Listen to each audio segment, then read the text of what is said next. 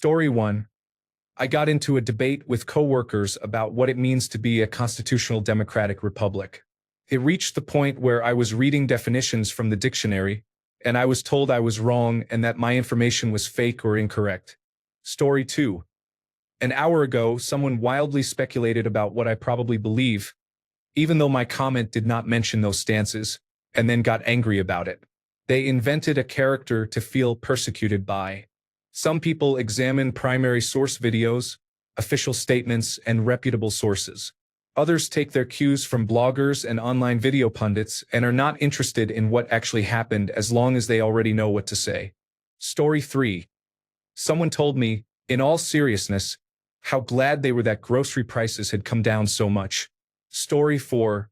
When the efficacy of the coronavirus disease 2019 vaccine became a political issue, that was a big problem. It has nothing to do with politics. It is purely a scientific question. Opposition to vaccines is not inherently right-wing. An ultra-far-right government could advocate vaccination. Story 5. I was talking on the phone with my uncle about my nana, his mother, and her funeral when, out of nowhere, he started puffing out his chest about being conservative. We were not talking about politics, but I suppose because I leaned to the left he felt the need to do so. Later at the funeral, his daughter greeted me with a racist accent, thinking she was going to trigger me. She did not, but they were clearly being riled up by baiting comments. Story 6. A woman in my church refused to leave her house in a white, conservative county because she was convinced that there were hordes of illegal immigrants raping and killing women and children while taking all the benefits from Americans. Story 7. The rise of the Tea Party. I remember politics from the 1970s, 1980s, and 1990s.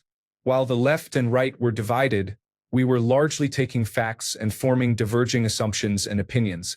There were some fringe groups that dismissed reality to suit their diluted worldview, but they were not the norm. It was when Republicans began courting the Tea Party and pouring money into it that going through the looking glass became mainstream. It was not that we were divided so much as that the right wing had bought tickets on a bullet train to absurdity. As they disappeared over the horizon, they pointed at the left and insisted we had lost our minds. Story 8. Even acknowledging coronavirus disease 2019 as a problem became politically contentious. Trump got mad at Canada because Ronald Reagan was vocally against tariffs. The tariffs were obviously detrimental, but Trump supporters kept pretending otherwise. Story 9. Sandy Hook. If 21st graders being slaughtered cannot even get us to agree to background checks, we are totally irreconcilable. Story 10. My uncle started yelling at the weatherman on television for being woke because he predicted rain. Story 11. French sociologist Jean Baudrillard foresaw and was deeply interested in the problem of information overload beginning in the 1980s. Although he explained it in lofty academic language, there is a growing consensus that many of his ideas about media events, once dismissed as overly postmodern, were powerful predictions of the direction of public discourse today. His essay "The Gulf War Did Not Take Place" is a notable example. Story 12. When it became normalized to elect the person who attempted to overturn the previous election, what are you expecting to happen? Story 13. When my religious family said they hated Mike Pence because he betrayed Donald Trump. Story 14. My coworker said she has never heard anything about Donald Trump being a rapist and has no idea what I am talking about. Story 15. A family member who is a former police officer told me without flinching that January 6th was peaceful. Story 16. I have been openly gaslit for nearly 2 years about Project 2025 not being real, when it is actually happening and they have announced the percentage completed. Story 17. I literally laughed in my dad's face in April 2016 when he told me he would vote for Donald Trump over Hillary Clinton. Despite all the talk that we constantly overestimate the political right up to that point, I still expected his supporters to have enough common sense and decency to not let him anywhere near the White House. That year broke something in me politically. A lot of optimism left me over 8 months as I realized they weren't kidding. Trump would not be an embarrassing sideshow I could pretend never happened.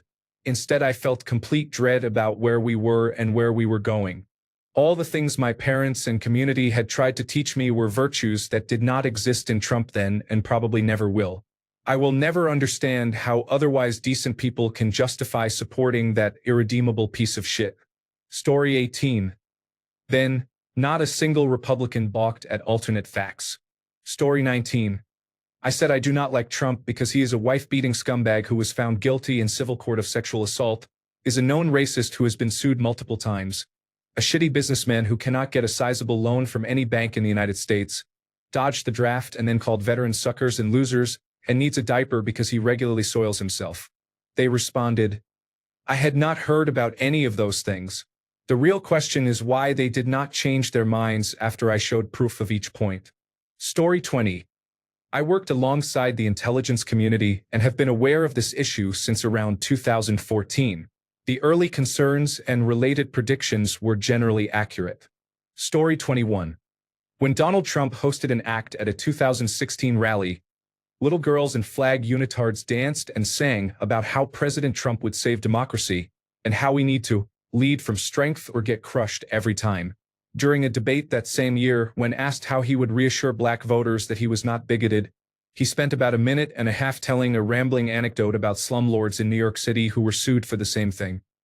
He said he settled without admitting guilt, that his father had been in charge when he was in his mid-30s, then pivoted to Mar-a-Lago, mentioned its good reviews, described how beautiful it is, and added almost as an afterthought that Mar-a-Lago had not had a single complaint of employment discrimination.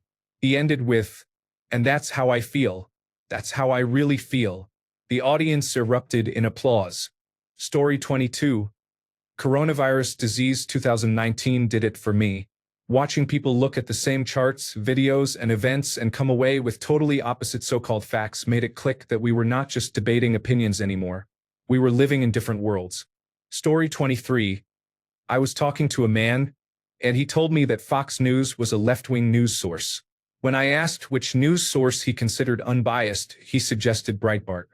Story 24. My mother-in-law from the Midwest called to ask if we in New England were going to comply and remove our wood stove. When asked what she was talking about, she said she had heard on the radio that our Democratic governor had banned wood stoves. We asked where she had heard this. She said it was a local radio station that did news and weather. She was adamant it was not a right-wing source. I looked for the source and found a website with a single article about 10 sentences long. It asked the question hypothetically in a Tucker Carlson kind of way, because the state had placed regulations on emissions of new stoves 10 years earlier under a Republican governor. It was such a minor thing, but it made me realize she was living in a different reality than us. For a couple of hours, she lived in a world where Democrats were banning wood stoves just to exercise power and control over the population. Story 25. I dated someone who described himself as moderate, and I am clearly progressive left. At first I thought it would be fine because day to day he was kind and thoughtful, and we agreed on basic principles like don't be cruel. I assumed our differences were mostly opinions. Then conversations about immigration, policing, racism, and public health revealed that we were not just reaching different conclusions. We were not even using the same inputs. I shared mainstream reporting, data, court cases, and first-hand accounts from people in affected communities. He responded by saying things like, that sounds like Blue Anon or a Democrat version of an Alex Jones show, dismissed it as crying wolf, or assumed it was sensationalized unless it reached an undeniable threshold for him personally. Meanwhile, he could say in the same breath that he was watching for overreach and authoritarian tactics. That is when it clicked. We were not debating policy, we were living in different epistemic worlds. In his world, the biggest threat was people being consumed by politics and media manipulation. In mine, the biggest threat was actual harm becoming normalized, and supposedly calm or centrist takes were often a way of dismissing the people who would be harmed first. We could not agree on what counted as evidence, what counted as harm, and who deserved credibility before it became undeniable. I realized it was not just a disagreement when I felt him subtly pathologize my urgency as dramatic while framing his skepticism as rational, even when we were looking at the same events. That is not politics. That is two different realities. Story 26. The people of America elected a convicted felon and rapist, knowing full well what he was. Story 27. It's really hard to pinpoint, but from 2010 to 2014 enough events occurred that were either pounced on or explained away. depending on who was doing the reporting and which letter was beside the news subject's name. It has only gotten worse since. Story 28. When people lie about the basic meaning of words and promote an agenda, they mainly fool those who are new to the English language. The general population seems increasingly illiterate and easily manipulated into believing nonsense. Story 29. The emergence of Sarah Palin and Michelle Bachmann into the national spotlight. Story 30. I realized this back in 2015. It amazed me in 2016 that people couldn't believe the things Trump was saying and doing. He had been recorded saying, "When you're famous, they let you do it. You can do anything. You can grab them by the pussy." He still got elected, and when he was president, people were shocked every day by what he said. I wondered how people could be surprised. My own family, whom I love, acted like, well, I don't like how he talks either. But there was an insane disconnect between what you see in real life and what the news tells you to believe. Story 31. I am a nurse at a trauma center in Florida. We had a patient die in the operating room from a motorcycle versus car accident. He had a Mexican identification card, and our social workers were trying to get the story and notify family. There was only one brother locally. The rest of the family was still in Mexico. I do not know his immigration status because it does not matter. When I left my shift, we did not know if the brother was going to come or not. There seemed to be justified fears of police retaliation. The next day, I regrouped with a coworker who had been present for the case. Another coworker, who calls Donald Trump Daddy, asked what we were upset about. She was informed of the situation, and her first and only response was, well, there are legal ways to get into this country. I was gobsmacked. I witnessed a fellow nurse completely skip the humanitarian part of our profession and jump to a political judgment. We are not the same. Story 32. When we heard Donald Trump say he grabs women by their private parts, my friends defended him, saying the claim was only an allegation, probably not him, and dismissing the teenager who said she had been raped as attention-seeking. Story 33. Police are treated as having no duty to protect the public but a duty to protect themselves. An officer's feeling of fear is used to justify killing civilians. In every case I can think of involving police violence, the political right blames the victim and exonerates the officer. The only exception I can think of is January 6th, when they blamed the police and exonerated the violent mob. That reversal shows what they actually support and value: primal, instinctive, brutal, and savage physical power. Story 34. When Trump mocked a man with a disability in public, I was raised by adults who were completely against that behavior. Suddenly none of them seemed to notice or care. They were all in on Trump. Story 35. Trayvon Martin. The number of people who think he got what he deserved disgusts me. Story 36. The personal attacks on Obama were disturbing. I was a member of the Republican Party back then, but I did not understand the logic because I knew it was not true. They are in a full-on alternate reality now, embracing full-blown contrarianism. Whatever the political left acknowledges as reality is gaslit, labeled evil, and portrayed as wrong. Sure, it gets ratings, but I never saw it as sustainable. How wrong I was. Story 37. I think it was during the first Republican primary debate in August 2015, when my parents were visiting my place. As the debates began, I made a snide remark about Donald Trump running, and my very intelligent mom began ranting at me. I tried to laugh it off and turned to my dad, who I hoped would calm her. He tends to be more even-keeled in matters of politics. To my shock, he supported her, and my parents tried to tell me Trump was a great businessman, which is why he would make a great president. I pointed out that he had bankrupted several companies, including casinos, and was notorious in New York City for not paying his contractors. They denied it and said it was just propaganda. I was completely floored. Trump's legal woes have always been public. They are facts and do not paint the picture of a man who should be running any business, much less a country. I have never understood why people are drawn to him. He was a punchline for many comedians when I was growing up. Story 38. When my dad said Trump was altruistic, I thought, what reality are you living in to believe that? Story 39. When Donald Trump entered the 2016 presidential race and was treated seriously, I knew we would never come back from that. There were earlier moments that should have signaled the decline to anyone paying attention. The Iraq War and the war in Afghanistan, the Tea Party, Guantanamo Bay, the extreme backlash whenever President Barack Obama said or did anything remotely progressive, the false flag narrative around Sandy Hook, and QAnon. I believe Trump is a symptom of a larger decline and the dumbing down of America since the era of President Ronald Reagan. Story 40. I just miss politics being debates about tax policy, where people respected each other and assumed the other side simply had the wrong idea about how to help people. Remember John McCain telling a supporter she was wrong about Obama being a Muslim? Now the right claims the left is trying to destroy America while actually doing so. Story 41. When I presented a friend with cold, hard facts and statistics and disputed the made-up nonsense they had sent me, they laughed and said, "Whatever, dude." Story 42. Coronavirus disease 2019. You would not wear a mask to protect others, regardless of whether they are friends or family. You would take sheep dewormer because a stranger on Facebook told you to. You would be gullible enough to believe that a vaccine gave you magnetized nanobots that would make brass keys stick to your body. Sheesh. Story 43. As a pastor, I included in my prayers during worship that we would not be drawn into belittling and dehumanizing those with whom we disagree, as some running for office do. A parishioner screamed at me in the lobby after worship, accusing me of promoting Democratic Party talking points. Story 44. People who do not live in the Chicago suburbs often tell residents how dangerous and violent the area is. Story 45. The Epstein Files. Dear Lord, how many people are still defending Donald Trump after that? It has been awful. Story 46. I just finished listening to two co-workers complain about a city in our state that was once known as one of the most dangerous cities in New England and about its Somali refugee population. Two things are true. First, that city has not been dangerous since 1999.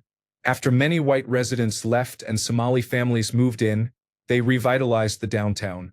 In fact, it was recently listed in several travel magazines as one of the top 10 safest cities in the nation.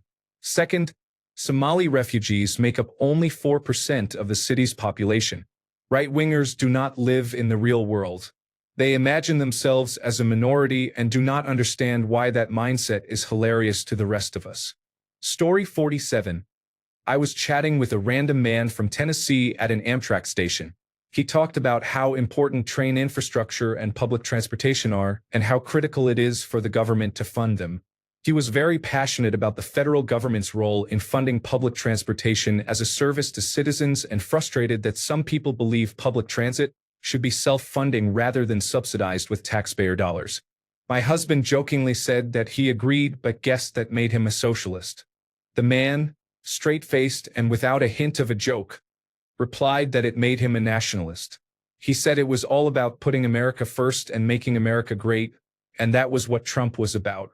We left the conversation as quickly as possible. How exactly did this man think Trump cared about subsidizing public transportation, especially when he was running against someone known as Amtrak Joe? The Trump information bubble is so bizarre that you cannot enter it without feeling overwhelmed trying to follow any of it. Story 48. A coworker said President Joe Biden wrecked his 401k retirement account, but the Standard & Poor's 500 stock index increased by 58% while he was in office. Story 49. On January 6th, I watched police officers being beaten while a Fox News host described it as a nonviolent rally. Story 50. For me, it was probably when I got internet access nearly 20 years ago. I grew up in an oppressive community in the South. Seeing how people lived and how people elsewhere thought about world events made me realize I had lived in a bubble. People have been this way for a long time. It is just more apparent now. Story 51. I had this growing feeling for a long time but could never quite place it. The realization hit me when I read Dietrich Bonhoeffer's essay on stupidity. Bonhoeffer died on April 9, 1945 in Flossenburg concentration camp days before it was liberated. But his thoughts on the Nazis were damning and all too familiar. Stupidity is a more dangerous enemy of the good than malice. One may protest against evil.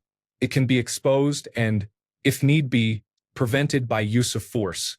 Evil always carries within itself the germ of its own subversion in that it leaves behind in human beings at least a sense of unease. Against stupidity, we are defenseless. Neither protests nor the use of force accomplish anything here. Reasons fall on deaf ears.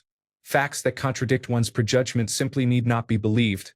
In such moments, the stupid person even becomes critical. And when facts are irrefutable, they are just pushed aside as inconsequential, as incidental.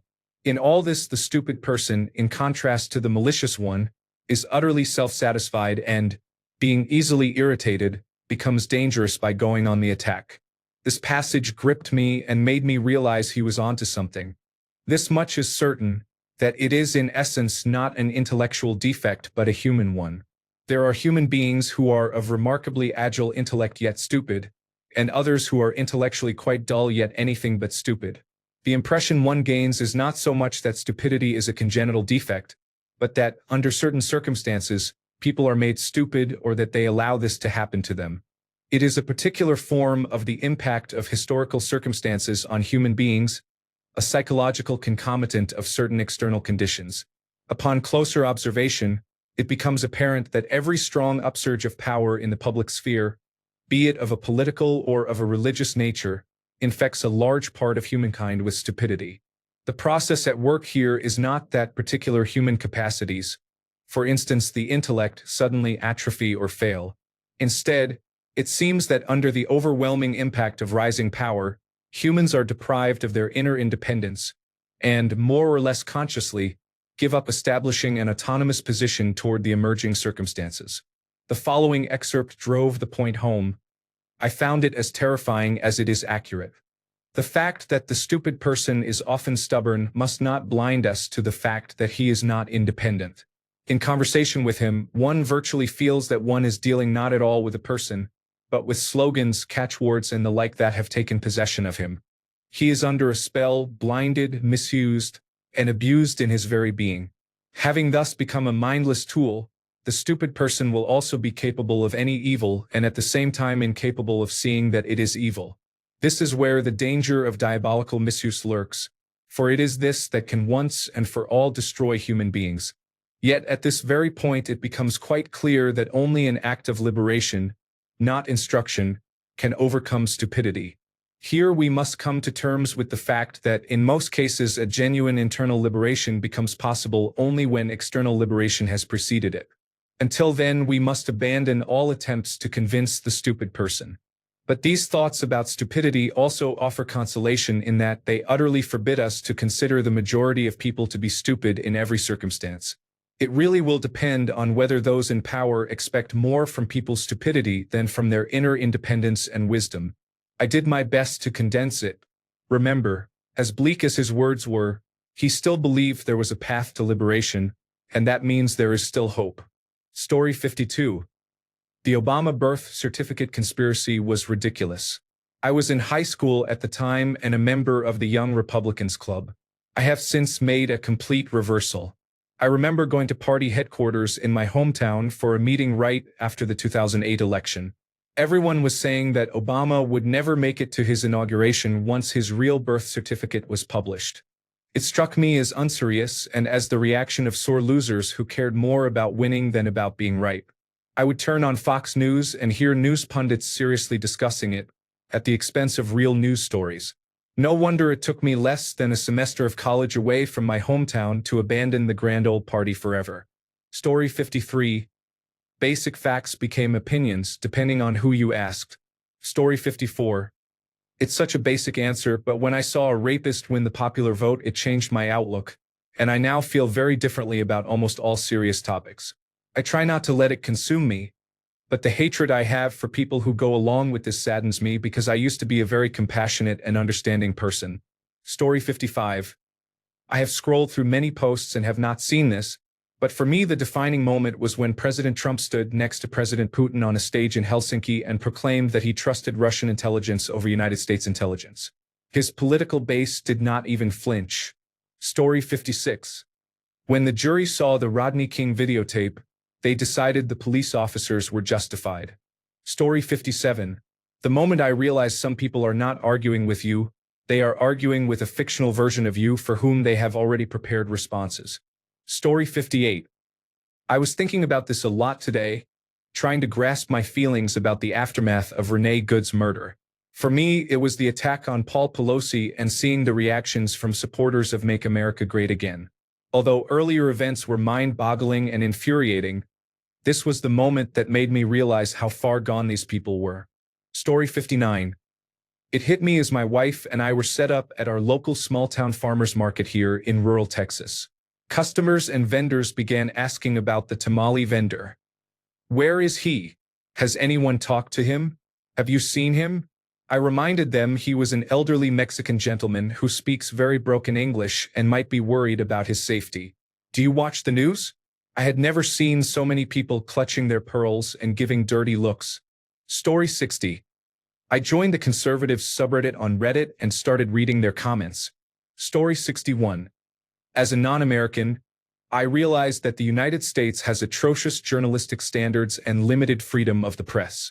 Seriously, press freedom in the United States is categorized as problematic and ranked 57th globally, much lower than you would think. The news is often treated as entertainment and sport. More than half of my conversations with Americans about global topics are painfully difficult. It is not because they are passionate about their opinions, which I always admire, but because their worldview often lacks context, perspective, or basic facts. Are Americans the only ones who do this? Of course not, but no nation does it at such a scale and with such aplomb and bombast, resorting to illogical statements and tactics without shame or self-awareness, even when it is pointed out. Before you downvote this out of national pride, look around. People accuse one another of these faults all the time. Story 62. I do not really see people arguing or engaging in political discussions outside Reddit anymore. I think my friends on social media have realized there is no point in wasting energy when no one is open to different opinions. Story 63. The worst part is that they are living in different realities, political and otherwise, and insist we are part of their surreal world. Story 64. It was the fall of 1972. My senator's top aide told me that the word Democratic is just the name of the party. It in no way reflects their process. Story 65. My wife called her mother to evacuate during a hurricane. Turned into a group call. My wife's uncle, a detective, then lamented that whatever she does, the current administration does not care about you. That's for sure. Meanwhile, President Trump was wading through the water there and handing out checks to needy people. This was right after the hurricane and flooding in North Carolina. That was it. 25 years of watching it all happen, and that was the moment I realized we might as well live in different realities. Just so we are aware, the clip was obviously created by artificial intelligence. Story 66.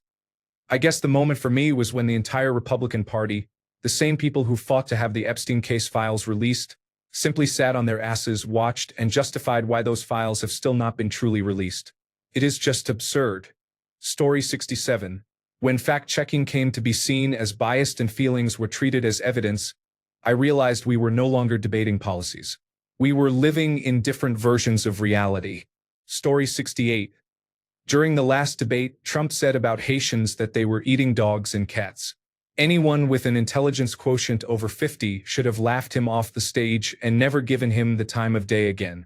This declaration would have destroyed a political career in most European Union countries and in Canada. 70 million people voted for him afterward, laughing out loud. Story 69. I am fairly certain that one side is living in a completely alternate reality. They literally branded them as alternative facts. Story 70. It is a moral standard rather than a political choice. Only one of the parties requires a mean streak to get elected in a primary. Story 71. During coronavirus disease 2019, supporters of Make America Great Again began making false claims, and the situation has only worsened since then. To those who argue that both sides are to blame, one side appeals to logical arguments and American values, while the other calls opponents the enemy within and its president labels half the country a radical terrorist crime syndicate. I do not think you can blame people for not liking those who behave in that way. Story 72. I am in Minneapolis, and we are going through a difficult time with immigration and customs enforcement and Operation Metro. In addition to mass deportations of undocumented and legitimate asylum seekers, we are seeing mass arrests and assaults of peaceful protesters. Reading accounts of what it is like to be arrested and questioned by immigration and customs enforcement, agents inevitably ask protesters who is paying them or organizing them. I believe immigration and customs enforcement cannot fathom that we are just citizens acting as individuals out of love for country and the Constitution, and they are living in an alternate reality where we are trying to destroy America. Story 73. 2016 was the last time I used Facebook after an exchange with a friend of a friend about Donald Trump. I had stopped doing the "that's wrong, here's why" fact dump because I had seen people try and fail. Scolding does not change beliefs. Instead, I led with curiosity and asked what they thought. In that conversation, the topic was Donald Trump's proposal to execute the women and children of enemy combatants in Syria and Iraq. I had found the video at the time and a report on the cable news network, but I cannot find them now. The other person insisted he never said that and that he did not mean it. If his words, in this case advocating war crimes, do not matter, what are we doing? Story 74. When Donald Trump mocked a reporter with a disability and Senator John McCain, he still got elected. Story 75. A guy I grew up with, whom I had not seen in years, started dropping by my apartment regularly to hang out. He acted like he had just escaped a war zone, jumping and panicking at every little sound. He got annoyed when I would not even go look and kept saying it was only the cats or the neighbors. It turned out he thought my area was awash in crime because I am close to the Metro Core and sometimes walk downtown for community events. There are many low-income and homeless people here, but there really is not that much crime. I cannot guarantee the safety of your vehicle if you do not secure it properly, but there is no rampaging violence trying to beat down my door. Sometimes drunk college students sing as they walk home at 2 a.m., but I think that is a reason to smile. It is nice to hear them having fun. Story 76. The day Kelly and Conway first used the term alternative facts, the reporter did not respond. You mean lies? Story 77. When my mom said to me, "You've had your head up your ass. I watch Oprah Winfrey Network News because it's real news." I have since used the gray rock technique for any political conversation she tries to have with me. She has already been sucked into Somali Minnesota propaganda.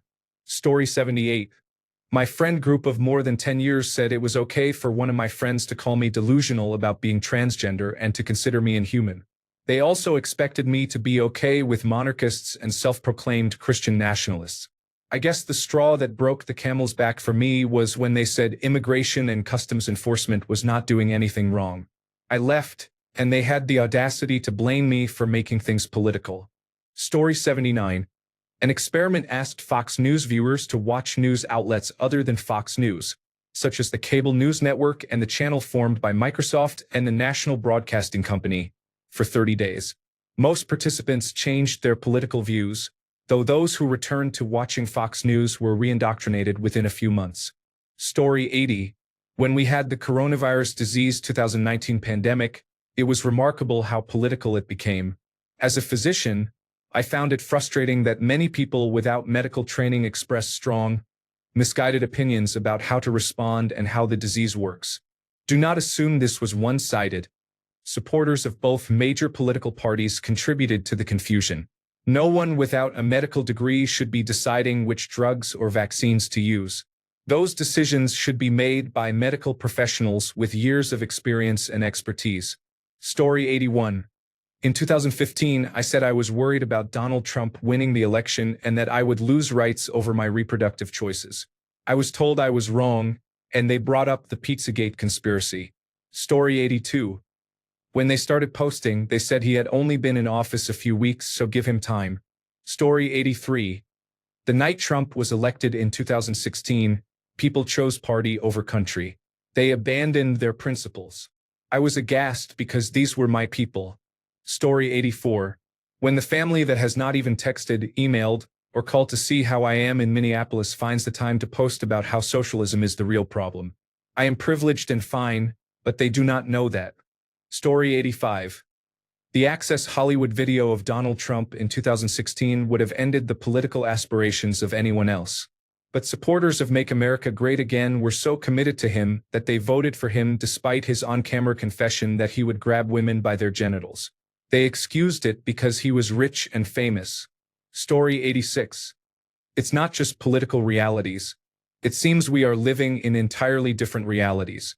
For me, it was Renee Good's murder. We are all watching the same events and seeing the cover-up, and she is being portrayed as a domestic terrorist. Yet somehow people see things differently. It really astounds me. Story 87. It is interesting that in this thread most people say they realized that a few years ago. That is because most of the people here are young. Take it from an old fart. That started decades ago. I vividly remember, for example, that Michelle Bachmann campaigned in 2008 pretending that Barack Obama was going to put conservatives in death camps. In reality, it started even before that. Story 88. Everyone on here who speaks in absolutes. XYZ is Republican, therefore they are the devil. XYZ is Democrat, so they like killing babies. There are far too many captured idiots who cannot think critically to save their lives. They tend to generalize, stereotype, and hate everyone in one group or another. Story 89. To be honest, it is the recent killing by Immigration and Customs Enforcement. It astonishes me that we are all watching the same video and half of us have the exact opposite takeaway. I am not saying my belief is necessarily right. Then you have former President Donald Trump and Governor Kristi Noem saying he was dragged and hospitalized in the encounter. And their supporters are not calling them liars. That is absolutely insane. We are somehow living in completely separate realities. Story 90. The phrase "alternatively facts" was the moment it hit me like a brick in the face. Story 91. I was having a discussion with my right-wing friend about how to address policing in the United States. We agreed that police officers and the public should feel safer interacting.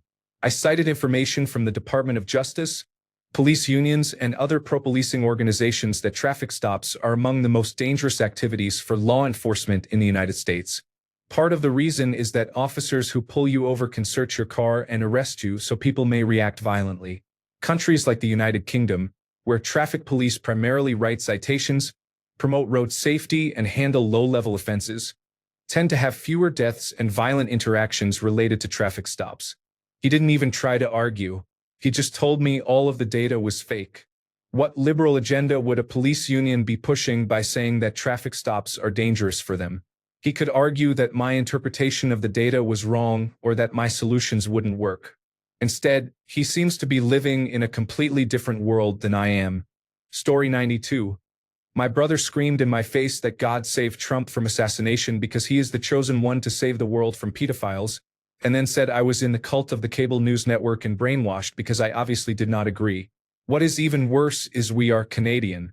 He wants Trump to take over our country to save us. Story 93. When my mom said Canadians were being mean to Trump by boycotting products from the United States, I reminded her that we are Canadian. Story 94. Here's my hot take. It is not happening. The entire concept of living in different political realities was invented by the media because they cannot admit or recognize what is actually happening.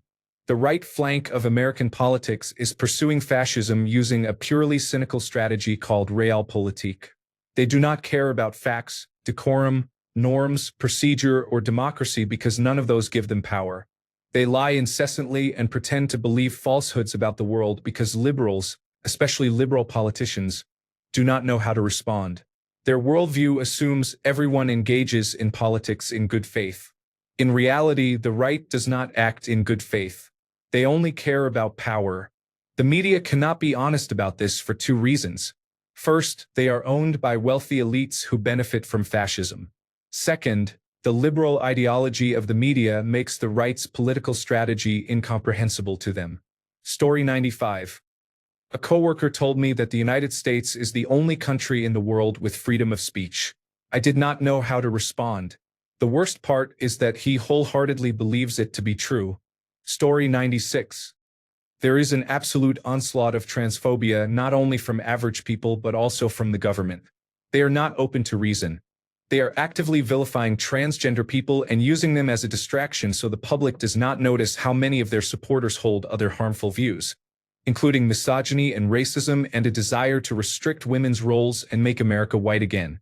Even when faced with facts, history, and basic humanity, Many people choose to be cruel to a small percentage of the population who are simply trying to live their lives and obtain medical care for a condition they were born with. The cruelty is deeply disturbing. Story 97. Egg prices are a valid reason to vote for the pedophile, thief, and convicted felon. Story 98. Regarding the Minnesota ICE shooting, how some people can watch that video and believe the murderer was run over, spent multiple days in the hospital, and had internal bleeding is beyond delusional. Believing he was in harm's way when he shot is also unreasonable. The video clearly shows him free of the car when he fired his gun. Story 99. Okay, Obama did this thing. Can we agree it was bad? They agreed angrily.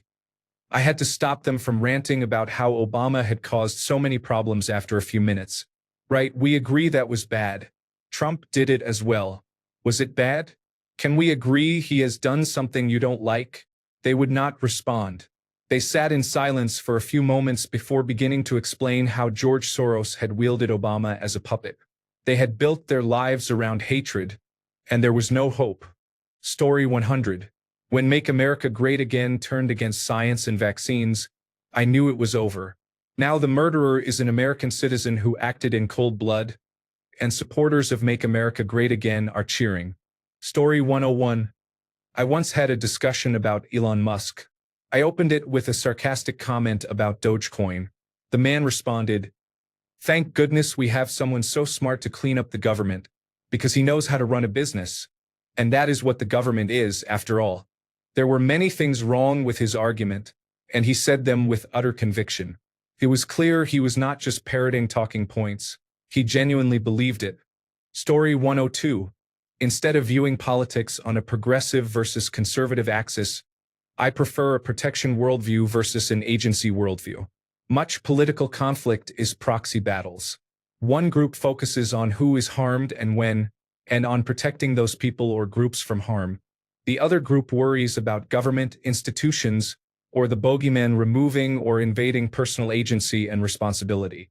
Politicians play into this and have created the mess we have now. While one political party is more likely to fall on one side than the other, the lines overlap and are often fuzzy.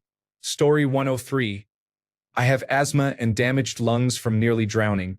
I had pneumonia every year from age 3 to 16. I was very concerned about catching coronavirus disease 2019. When people turned wearing masks into a political issue, I lost all tolerance for them. I no longer believe everyone has a right to their opinion when it could get me killed. It is ironic that they do not seem to mind wearing masks when shooting or beating citizens of the United States. Story 104. I cannot understand how people can watch last week's video of the shooting in Minneapolis and reach radically different conclusions about whether the shooting was legally justified. Story 105. In the 2016 United States presidential election, when the video surfaced of Trump saying, "Just grab him by the pussy," I thought, that guy is finished. When that did not happen, I could not fathom that people considered Trump the horse they wanted to ride in on. Story 106. When I thought there was no way at all Trump was going to win the election, I realized I was getting a lot of my news from social media and Reddit. It was very unreliable. I was receiving only highly tailored, edited information, so I returned to getting news from a few different sources. Story 107. Sandy Hook. A classroom full of murdered children who were not even cold yet. People were screaming about the need to protect their Second Amendment rights. Story 108. I hate to keep bringing up the name, but when I saw Trump in his first term clearly lying about almost everything, the people he respects least were inventing lies to justify him. They were either foolish enough to believe their own falsehoods or foolish enough to expect others to believe them. Story 109. I was visiting my brother in North Carolina. As we were getting ready to leave for the airport, my sister-in-law was watching Fox News and said, "But, Cynthia, he surrounded himself with such good people." I knew there was no way we could ever have a conversation. Story 110. When Trump won his second term, I realized having a conversation with these people is impossible. Facts just do not matter, and there is no changing their beliefs. Story 111. 2020 election campaign. I think Make America Great Again lost the ability to think. Story 112. When my mom told me she thought coronavirus disease 2019 COVID-19 was a hoax to make Donald Trump look bad, I asked if she really believed the whole world shut down for that reason. She said yes. Mind-blowing. Story 113. Sometime in 2016 I asked why people supported Donald Trump, but I did not receive a single coherent answer. Story 114. When the government was running so well, there were one or two news cycles dedicated to criticizing a tan suit. Story 115. Coronavirus disease 2019. People went completely insane because they were asked to do two simple things. 1. Try not to go out unless it is necessary. 2. If you do, wear a mask for the good of society. They overreacted to being asked to be nice. Story 116. When someone I had known for years began insisting that facts I could easily Google were fake news and refused to look them up, I realized we were not just disagreeing. Story 117. When it became the norm for conservatives to think they could beat a respiratory virus by sneering at its existence. Story 118. Going to therapy made me realize how many people are shut off from the physical reality around them. They put up blinders the moment uncomfortable information or sensory input enters their perception. Story 119. When Trump was first elected, it was glaringly obvious to anyone with a modicum of intelligence. Story 120. I had a disagreement with my grandfather about the impact of illegal immigrants. My view was that the negatives were fairly mild, even at the scale that Fox News claims, about 11 million, and that the cost of removing them to both us and them was far greater. He did not agree, and the conversation was normal until he said, "When we had an issue with our government, we had a revolution and created our own constitution. Do you really think these people cannot do that in their own countries instead of coming here for help?" For me, that was when I realized I was no longer talking to a human being. Fox News brain rot had taken away any semblance of thought or reason, and he clung to any nonsense that let him keep his racism. To this day, I do not think of Republican voters as human, not in the sense that I want bad things to happen to them. Rather, I cannot assume they will work with us to make the country a better place. They must be opposed. Story 121. Algorithms. I always felt that Facebook and Instagram were bad at showing me the same three things. Story 122. I realized people could watch the same video or read the same article and come away with completely opposite facts, and neither side thought the other was even arguing in good faith anymore. Story 123. My husband's uncle texted him on January 6th that he and I needed to be sent to a concentration camp for being traitors to this country. I am Canadian. Thanks a bunch for sticking around till the end of the video. Remember to subscribe, and until next time, stay awesome and goodbye.